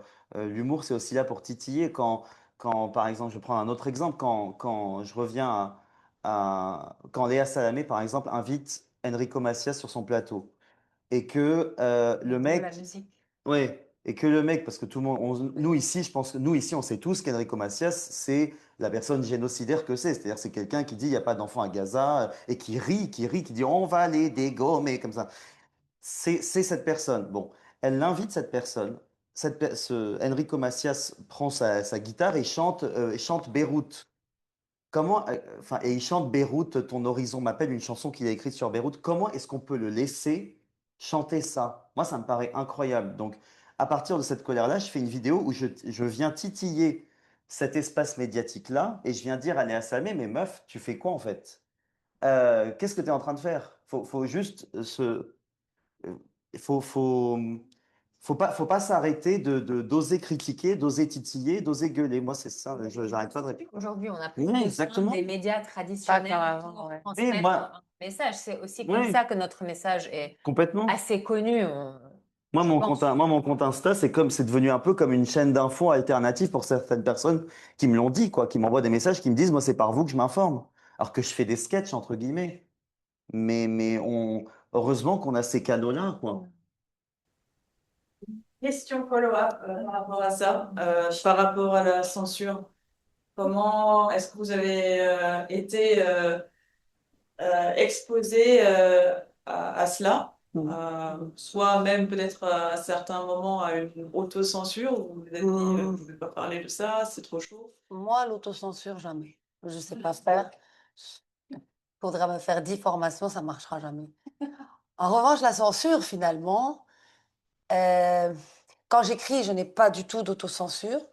Sur un plat, quand on écrit, moi, je considère que on est libre. Je suis libre et voilà. Après, sur un plateau télé, on a tous des points d'ancrage à un moment donné de nous. On se dit, bon, soyons quand même intelligents avec ce qu'on veut faire arriver. Ouais. Donc oui, forcément, on manipule pas des choses, mais en fait, c'est faire entendre à ceux qui aussi ont une autre opinion. Le problème aujourd'hui, c'est une guerre d'opinion. Comment arriver au débat? Si on est devenu une culture d'opinion, comment amener celui qui est opinionné, on va dire, à lui dire, OK, c'est ton opinion, mais essayons quand même de... Et en fait, on doit lutter pour essayer de mettre du débat. Et en fait, au bout de 45 minutes, c'est terminé. Donc moi, j'ai une expérience, c'est ce que je disais tout à l'heure, on me pré-interview. Donc récemment, on m'appelle, on me dit, voilà, il y a Nathan Dever qui a écrit un livre, Émile Jérusalem. Je dis, OK, déjà, je suis passée déjà une fois avec Nathan Dever. Heureusement, il y avait deux autres personnes. Bon, il était un peu neutralisé par des voix qui étaient beaucoup plus posées, modérées. Voilà, à part une autre, non, ça c'est autre chose. Bref. Et donc moi, ils me disent, en plein feu du Liban qui est en train de brûler, là, il y a 2 mois, le sud est en train d'être détruit, les gens meurent tous les jours et tout, et ils me disent, en fait, ils cherchent la personne qu'ils peuvent manipuler. Donc moi, j'ai donné mon avis, j'ai dit, écoutez, très bien, moi, j'ai pas de problème, je veux bien être en débat avec quelqu'un qui n'est pas de mon avis. Moi, ça m'intéresse beaucoup plus que d'être avec quelqu'un qui va me dire, qui va être mon béni oui-oui parce qu'on est d'accord. Oui, faisons le débat. En revanche, moi, je vais parler de mon point de vue. Et je vous dis déjà, tac, tac, tac, tac. Eh ben, j'étais con. Parce que ils m'ont bloqué. Je n'ai pas été invitée finalement. Ils m'ont appelé, vous savez, finalement, on invite la ministre de, je sais plus qui. Bon, c'est le même Le émission. même truc. Ah ben voilà. Et finalement, on va axer le débat vers ici. Vous Et êtes on un s'est peu hors trouvé sur un sujet. débat super consensuel. Mais je l'ai vu ce débat, mais c'était intéressant. Moi, c'est la même émission. Ouais. En fait, ils essaient, ils se disent, eux, ils sont un peu quand même. En fait, qu'est-ce qui se passe? C'est comme on a besoin d'un ennemi idéal pour pouvoir porter la voix de celui qu'on veut amener. Donc, eux, ils ont, pour quelque part, pour faire entendre Nathan Dever, ils ont besoin du petit ennemi idéal que je vais être, juste pour que lui puisse poser son discours quelque part. Eh ben non, je ne serai pas ce pion entre vos mains. Voilà, c'était ça, en fait. Mais puis c'est surtout qu'en fait, il faut vraiment avoir l'idée que ces émissions, elles sont très scénarisées. Ouais. Et donc, du coup, le débat est pré-cadré. Ça ne veut pas dire que tout est écrit à l'avance, mais en réalité, c'est Oui. le seul Libanais qui avait une parole, je sais plus si c'était sur cette émission-là, je crois, qui avait une parole un peu ferme, c'était Ziad Majed. Et Oui. c'était le seul, mais par contre, à côté, on n'avait que enfin, que Ouais. des paroles. Du coup, il y avait lui qui était censé incarner la voix Oui. du Libanais énervé, mais à côté, il y avait un Israélien énervé qui était et on avait des voix supposément. Mais voilà. Et en fait, ce truc, il était quadrillé, et donc c'était comme ça que le débat était construit, et il fallait que moi, la première C'est fois un que je me jeu suis de retrouvé rôle. dans cette émission, je me suis retrouvé face à une journaliste de Radio J, mais qui racontait n'importe quoi. Et je suis pas habitué, donc j'ai vraiment perdu mes nerfs en lui disant, mais c'est n'importe quoi, c'est faux, La c'est faux. manière Mais c'était, non, mais vraiment, c'était totalement faux. Tout le nombre de morts, mais non, mais c'est les chiffres. Enfin, vraiment tout, personne la contredisait. Et par chance, il y avait un expert militaire en même temps sur le plateau qui lui disait, mais vous racontez n'importe quoi, et qui a donné du crédit en tant que militaire français, donc et technique et qui n'était pas quelqu'un d'affecté comme moi. Mais parce qu'en fait, c'est la foire aux opinions. Les faits n'existent plus, c'est des émissions Mais c'est qui sont ça construites comme ça, en fait. Oui, la problème, foire c'est aux que opinions, sans on fait. vient sans- parler d'opinion, mais moi je dirais, moi quand je vais sur les plateaux, stick to the facts. Et je pense que les faits sont avec nous, Mais bien sûr, mais tu bien vois, sûr. they're on the right side of history, comme on dit Ouais. en anglais. Il faut s'éloigner, je dirais, c'est la seule façon de pouvoir gérer ces plateaux. Et comme ça, quand j'avais des personnes en face de moi qui étaient vraiment, qui m'énervaient, je faisais face avec des faits et ça marche. Oui, Honnêtement, sans ça marche. s'énerver, juste les faits. Oui, ça marche parce que sinon, honnêtement, on est dans un cercle vicieux et c'est des débats Ouais, très, très toxiques, malheureusement. Moi, c'est juste pour répondre sur la censure et l'autocensure. Alors, censure, j'en ai jamais eu pas pour l'instant. Enfin, si, remarque, sur TikTok, j'ai eu 2 ou 3 vidéos qui ont été purement et simplement supprimées. J'avais beau les reposter, ça passait Ça, c'est pas la France, c'est Oui, oui, les... c'est les plateformes. C'est les plateformes. Alors qu'elle passait sur Insta. Va comprendre. Mais il y avait une des vidéos, c'était soit sur Israël, soit parce que je faisais des personnages où j'incarnais Israël et Hezbollah. Donc je faisais un personnage qui était Hezbollah et un personnage d'Israël. Et donc je mettais comme j'ai mis le drapeau du Hezbollah, c'était Yi, milice terroriste, rouh al-Dabdab. Donc on m'a supprimé cette vidéo. Donc ça, c'est la seule censure. Autocensure, moi, évidemment, jamais. Voilà. Et après, juste pour revenir sur les plateaux, moi-même, ça m'est arrivé récemment. J'ai été invité récemment sur une émission de radio qui n'était pas une émission de débat, hein. C'était moi tout seul avec une journaliste. Je vais pas citer la radio, mais, avant comme disait Hiam, la pré-interview, elle me demande, bon bah vous, je sais que vous êtes très courageux, vous dites les termes sur Israël, vous dites le terme génocide, par exemple. Et je dis oui, bah, comme l'ONU, comme toutes les ONG qui rapportent ça, en fait.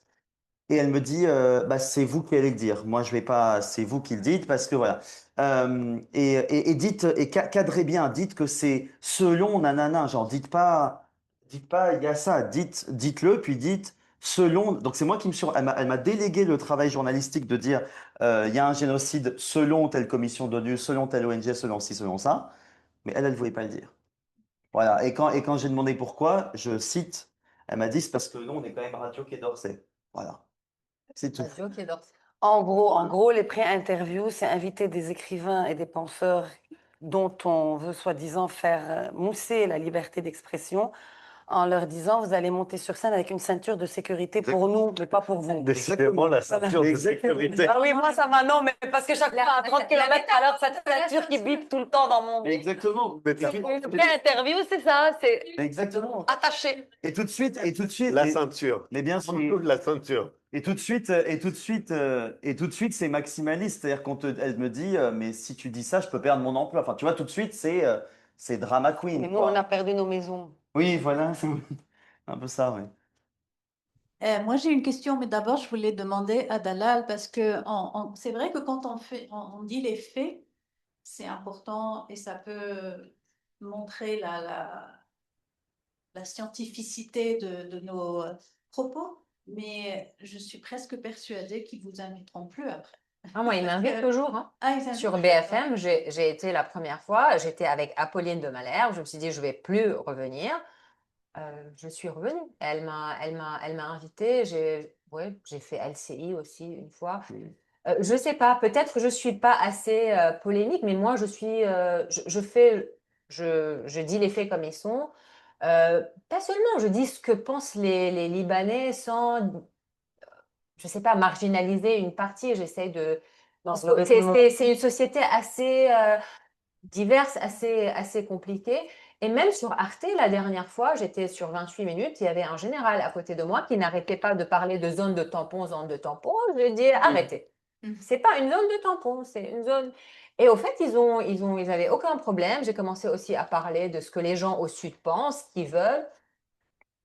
Je sais pas, parce que peut-être parce que je suis journaliste, je dis que c'est pas vraiment, je dis pas que c'est une opinion ou ce que je pense, mais comment je vois les choses en tant que journaliste.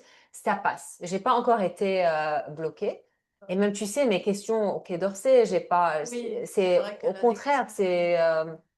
J'ai pas été encore censurée en France, je dirais. J'ai été censurée ailleurs, inclus au Liban et dans le monde arabe, mais je sens vraiment que c'est notre force.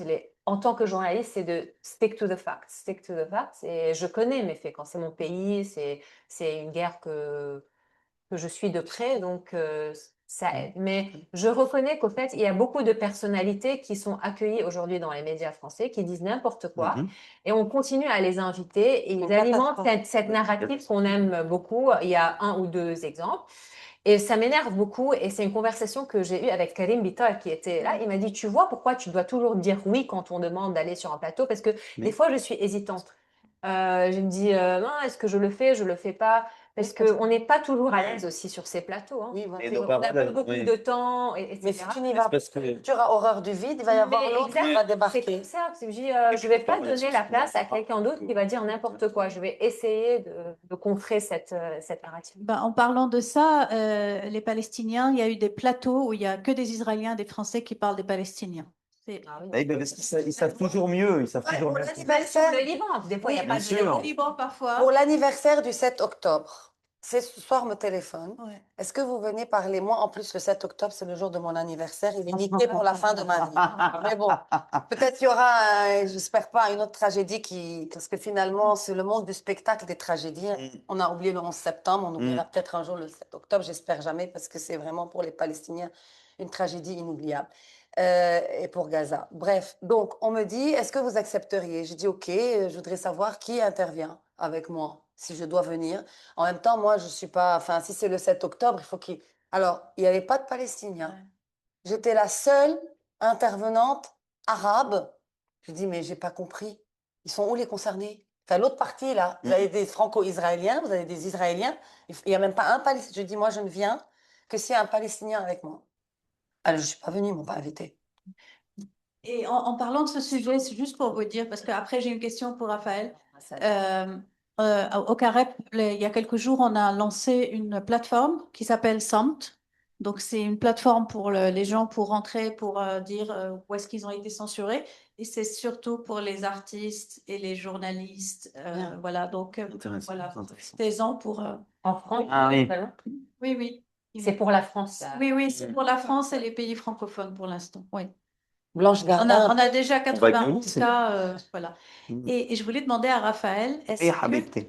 est-ce que tu penses que si tu étais resté au Liban maintenant, tu aurais dit autre chose? Ce serait pas le focus Macron, ce serait peut-être pas le focus même Ouais. Israël. Ouais. Est-ce que ce Non. serait les problématiques au Liban? Oui, oui, oui, parce qu'en fait, j'avais pas la même, je me nourris pas de la même matière médiatique. Forcément, comme je suis revenu en France, forcément, j'ai un peu plus reconnecté avec les médias français que j'avais un peu laissé quand j'étais au Liban. Puis au Liban, de toute façon, il y a tellement des conneries tous les jours aussi que franchement, il y a de la matière parce que j'avais des sketchs avec, je me faisais des sketchs où j'attaquais Hassan Nasrallah du temps où il était encore vivant.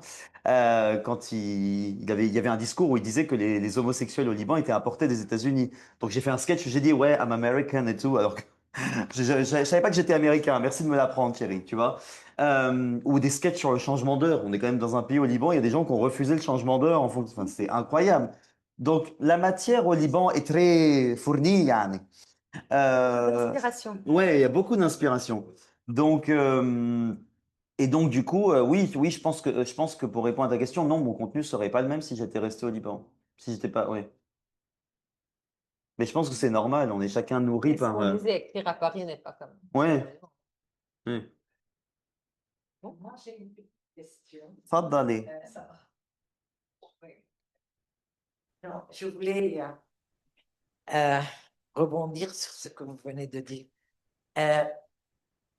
Quand je pense à Ziad Rahbani. Mhm. Est-ce que ça vous inspire un peu les commentaires de Ziad Rahbani? Alors, Par exemple, il y a un commentaire hilarant concernant le changement d'heure. et Shoal, Sakrini. Qu'est-ce qu'il a dit? Il a dit, bien sûr, je vais le dire en arabe, non, ليش لبنان بده يغير الساعة؟ Oui. Non. Quelles sont les raisons pour Pour ce que je sois changement? libre. quelle Oui. économie on a. Oui, oui, oui. Oui, parce qu'il y a, il y a Nessuno rien qui tient debout de toute façon. Donc, voilà. deve Voilà, c'est dans cet esprit. Comme la Golden Visa maintenant, 500 000 dollars si tu veux investir Ouais, ouais, ouais. ça au Liban. Oui, oui, Ça. ça, j'avais pas vu Un ça. golden Oui, visa de 500 000 dollars. pour qu'ils se les mettent dans la poche. Je Oui. sais pas, mais si tu veux devenir un Golden Resident Mais c'est Liban, comme- sans électricité Mais au c'est Liban. comme, mais oui, mais au début de la guerre de Oui, mais c'est la 2024, plaque tournante du blanchiment. Au C'est dé- c'est pour ça. tu te souviens au début de la guerre de 2024, quand j'étais au Liban, il y avait des pubs, dans, tu sais, les gros panneaux au Liban, les panneaux de pub, il y avait des pubs pour ton passeport à 100 000 dollars. Genre, tu sais, prix abordable. À partir de 100 000 dollars, tu peux devenir Bahamas. Mais qui va s'acheter ça? Non, mais là, C'est tu absurde. deviens résident du Liban. Oui, oui, je sais, je Il sais. va y avoir une buée vers Parce le qu'il y a, Liban. ouais, ouais. Et assez Venez meilleur mettre- passeport du monde. Tu vas où avec le passeport libanais? À Djibouti? Bah, Khalas, Bahama. Non, mais c'est pas Non, non, ça. mais, non, non, mais, C'est le meilleur pour blanchiment dire- d'argent au monde. Donc 500 000 pour quelqu'un qui veut blanchir, c'est pas grand-chose. oui, oui, oui, bien sûr, bien sûr. Mais oui, Ziad Rahmani, Foucault, bien sûr que Ça n'a il y a pas plein de commencé. boussoles de toute façon. Il y a plein de boussoles. Mais Ziad Rahmani, évidemment, Allah yarhamou, c'est un, et sa mère, évidemment, notre queen à tous. Le jour où elle part, moi, je fais 2 semaines de deuil, je ne sors pas de chez moi. Ouais. Ça va rentrer. Le texte de Aïssa Hampour. Il n'a pas pu être Ouais. parmi nous et il a envoyé ce texte. On va le- Très bien, donc je vous lis le texte que Issa Marlouf aurait dû lire, aurait dû dire aujourd'hui dans cette table ronde, et qui s'intitule Culture et guerre dans une patrie inachevée. Peut-on parler d'une vie culturelle dans un pays où les guerres se poursuivent depuis un demi-siècle? D'abord, si on entend par culture une production intellectuelle, une production artistique florissante, qui soit fondée sur des universités, sur des centres de recherche, des théâtres, des maisons d'édition, une vie intellectuelle stable, alors une guerre qui va se prolonger pendant des décennies, elle affaiblit inévitablement tout ça, puisqu'elle consume les ressources, les énergies, puisqu'elle pousse les individus à se préoccuper davantage de leur survie que de la création. Et donc cette violence durable, elle épuise les institutions, elle disperse les élites et elle transforme la préoccupation quotidienne en quête de sécurité. Mais si par contre on entend par culture un ensemble de valeurs, de pratiques, de représentations collectives, de manières d'habiter le monde, alors en fait la guerre produit elle-même sa propre culture. Elle produit une culture de la peur ou de la résistance, une culture de la prudence ou de l'adaptation, une culture de la mémoire et des blessures. Donc la guerre, en fait, n'abolit pas la culture, elle la reconfigure. En temps de guerre, tout ne s'éteint pas. Certaines des plus grandes œuvres littéraires et artistiques sont nées au cœur des tragédies et des conflits. L'histoire nous en a offert de nombreux exemples, pendant et après les 2 guerres mondiales, par exemple. La souffrance n'empêche pas toujours la création ni la pensée, elle en modifie plutôt les thèmes, le ton, les interrogations.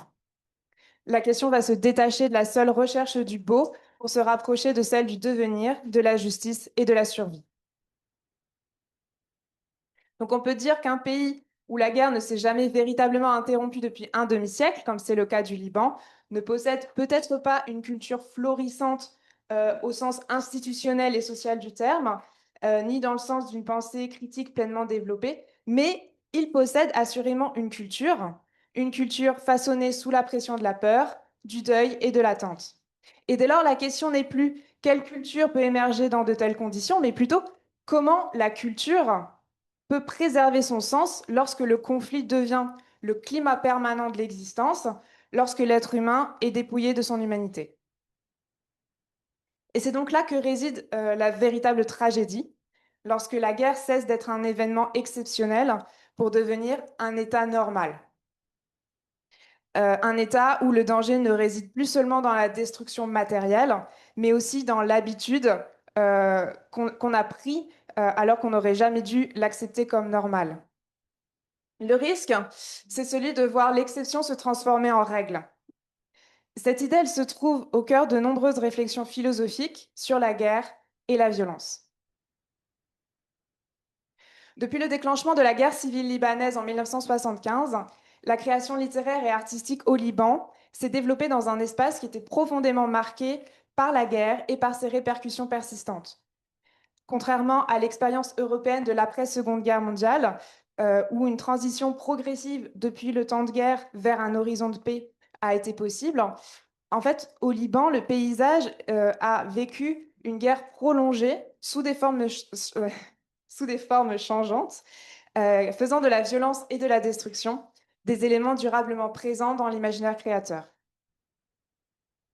Ce qui frappe cependant, c'est que les œuvres littéraires et artistiques les plus importantes ne se sont pas limitées à la guerre elle-même. La guerre n'apparaît pas comme une fin en soi, mais plutôt comme une porte d'entrée vers des interrogations plus profondes. L'identité, la perte, l'exil, le rapport à la ville et la fragmentation du temps.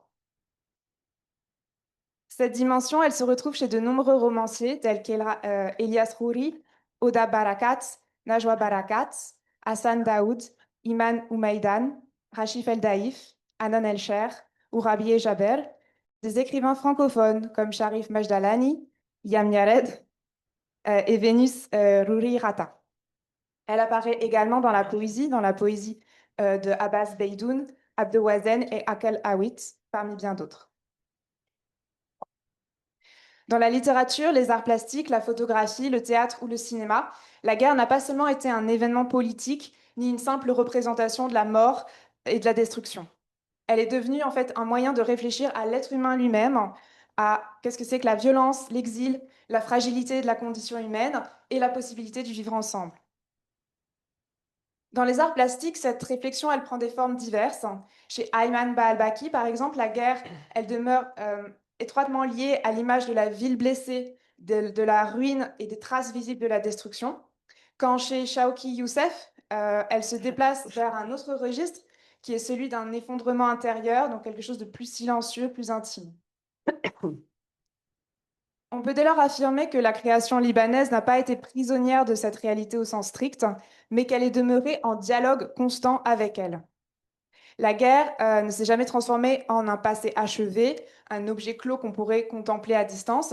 Elle est restée une blessure ouverte qui se réactive à chaque crise, à chaque nouvelle flambée de violence. Cette présence persistante de la guerre a conduit nombre de chercheurs à s'interroger sur son impact dans l'imaginaire libanais. C'est ce que Issa Marlouf a tenté d'explorer dès les premières années du conflit, avant d'approfondir cette réflexion dans sa thèse, publiée à Paris sous la forme d'un livre intitulé « Beyrouth ou la fascination de la mort ». Il a cherché à comprendre l'empreinte que laisse la guerre sur l'imaginaire des romanciers, des poètes et des artistes libanais, ainsi que sur leur production. Il utilise l'expression fascination de la mort, non pas comme quelque chose qui doit être compris comme un amour de la mort, mais plutôt comme une sorte d'attraction, une attraction presque forcée vers un événement fondateur qui a tout bouleversé, qui est la présence écrasante de la mort violente dans la conscience individuelle et collective, dans toutes les expressions artistiques. Dans ce contexte, la tâche de l'écrivain, de l'artiste ou de l'intellectuel, elle devient à la fois plus difficile et plus nécessaire. Il appartient à cette personne, l'écrivain, l'artiste et l'intellectuel, de résister à la tentation de la haine absolue et de préserver la distance qui rend possible la critique, qui rend possible la réflexion et le questionnement. Autrement dit, il lui faut demeurer fidèle à la vérité, même lorsque la vérité est complexe, douloureuse ou incompatible avec les slogans dominants.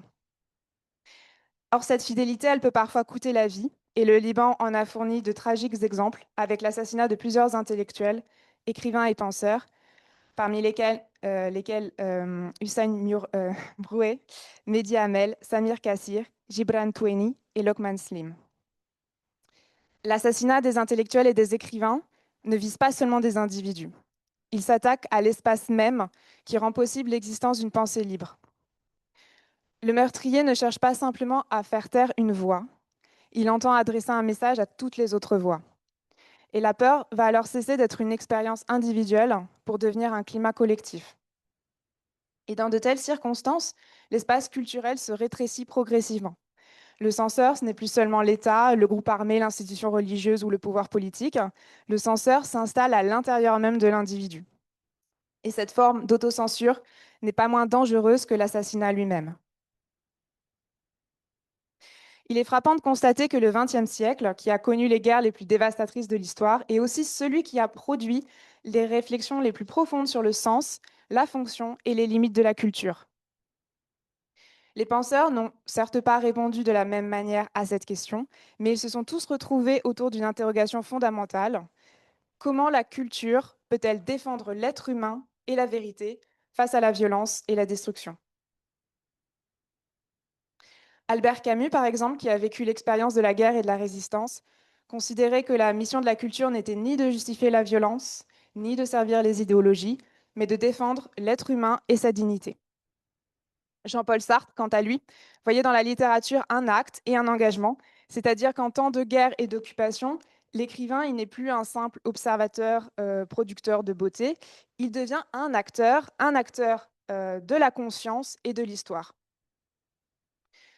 George Orwell, de son côté, soulignait que la défense de la vérité constituait une tâche culturelle essentielle en temps de guerre, puisque la guerre engendre des mensonges avec la propagande, la réécriture des faits. Et donc pour lui, la culture réside aussi dans la capacité à voir le réel tel qu'il est et à résister à sa falsification. Dans une autre perspective, Edward Said s'est interrogé sur le rôle de l'intellectuel lorsque la société devient prisonnière des conflits, des guerres et des identités antagonistes. Dans Representation of the Intellectual, il défend l'idée d'un intellectuel capable de dire la vérité, aussi bien face au pouvoir que face à sa propre communauté. Sans cette exigence, comment la culture pourrait-elle demeurer le sceau de l'être humain lorsque la violence devient la langue dominante? C'est pourquoi, dans les sociétés marquées durablement par la guerre, la culture apparaît moins comme un luxe que comme une nécessité. Elle n'est pas un ornement qu'on ajoute à l'existence, mais un des moyens qui rendent la vie possible et supportable. Elle préserve la capacité humaine à imaginer un avenir différent, même lorsque la réalité semble démentir tout espoir. À ces facteurs internes s'ajoutent aujourd'hui les profondes transformations que connaît le monde et qu'aucune société ne peut ignorer. Il devient difficile de parler de culture au Liban et comme ailleurs sans tenir compte des mutations qui redessinent l'ensemble de la planète.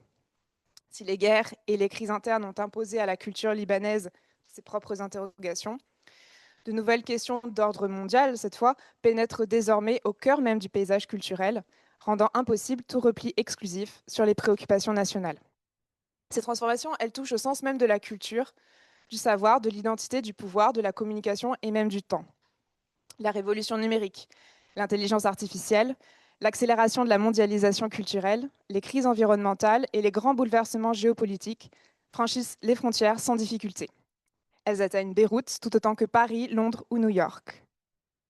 Et donc la question culturelle au Liban devient une question double.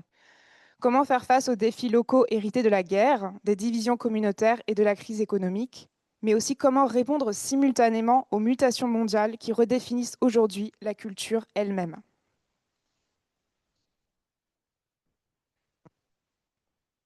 L'intellectuel libanais n'est plus seulement confronté à la mémoire de la guerre, il doit aussi affronter une interrogation nouvelle. Quelle place reste-t-il à la culture à l'ère des algorithmes? Quel avenir pour l'écriture approfondie dans un monde qui est dominé par l'immédiateté et par l'obsolescence? Et enfin, comment défendre l'esprit critique dans un espace qui est saturé par le flux continu de l'information, par les émotions et par la logique de la rentabilité? La question formulée par Hannah Arendt à propos de la crise de la culture prend aujourd'hui une dimension nouvelle. À son époque, on craignait que la culture ne devienne un produit de consommation de masse. Or, désormais, ce qui ne se transforme pas en marchandise risque de disparaître de l'espace social. La culture tend à devenir une image ou un contenu éphémère, consommé rapidement et oublié plus vite encore. Dans un tel contexte, l'être humain perd progressivement son rapport au temps long, ce temps long qu'exige la lecture, la réflexion et la connaissance. Donc, finalement, la transformation de la culture en marchandise, elle constitue elle-même un danger qui n'est pas moins préoccupant que la guerre.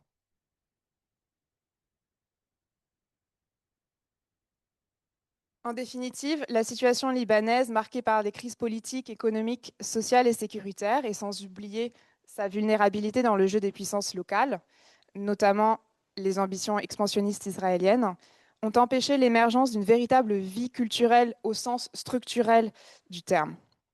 L'absence de stabilité, l'effondrement de l'état de droit et l'impunité persistante dans les grands crimes de l'histoire récente, de la guerre civile à la série d'assassinats politiques et jusqu'à l'explosion du port de Beyrouth, tout ça a privé la culture du socle nécessaire à son épanouissement. Aujourd'hui, Beyrouth ne détient plus le monopole de l'édition, de la presse et du débat intellectuel dont elle jouissait autrefois. Elle n'est plus ce laboratoire d'idées qu'elle fut au XXe siècle. Il lui faut désormais redéfinir son rôle et reconstruire ses institutions. Certes, la ville demeure le théâtre d'une intense activité culturelle et créatrice. Mais en fait, des événements culturels à eux seuls, ça ne suffit pas à produire une véritable vie culturelle. Une vie culturelle, ça suppose une accumulation, une mémoire collective, un horizon commun de coexistence dans la différence et des institutions capables de transformer les initiatives individuelles en biens collectifs. Et donc, persister dans l'action culturelle à Beyrouth, c'est affirmer une volonté de survivre, c'est refuser le désespoir, c'est s'accrocher à l'espérance. Mais cette persévérance, elle ne repose pas sur la seule volonté. Elle se heurte à des difficultés concrètes, faiblesse des infrastructures culturelles, recul des financements, émigration des compétences, dispersion du public et poids croissant des préoccupations liées à la vie quotidienne. C'est ainsi qu'à bien des égards, le Liban apparaît comme une patrie différée plutôt que comme une patrie achevée. Un pays où les conditions d'exercice de la justice, d'existence et d'autorité de l'État et d'une mémoire partagée ne sont pas encore pleinement réalisées. Dans un tel contexte, la question culturelle devient inséparable d'une interrogation plus vaste sur la possibilité même de construire un véritable espace public. Malgré tout, la culture conserve une fonction essentielle. Poser les questions, dénombrer les ruines, témoigner du réel sans complaisance ni falsification, et préserver la mémoire contre les tentatives d'effacement. Sa mission consiste également à défendre le sens des mots face à tous les pouvoirs qui les manipulent, les vident de leur substance et les transforment en instruments de domination. Et donc, si la culture ne peut empêcher l'effondrement, comme vous disiez, elle peut du moins empêcher qu'il soit total. Elle préserve le droit de comprendre, elle préserve le droit de nommer, de contester, de défendre un sens menacé chaque jour dans son existence même. La culture demeure ainsi l'une des dernières lignes de défense de l'humain. Non comme une solution toute faite, mais comme une forme de résistance éthique qui empêche la ruine de devenir le seul et unique horizon de la vie. Merci de m'avoir écouté.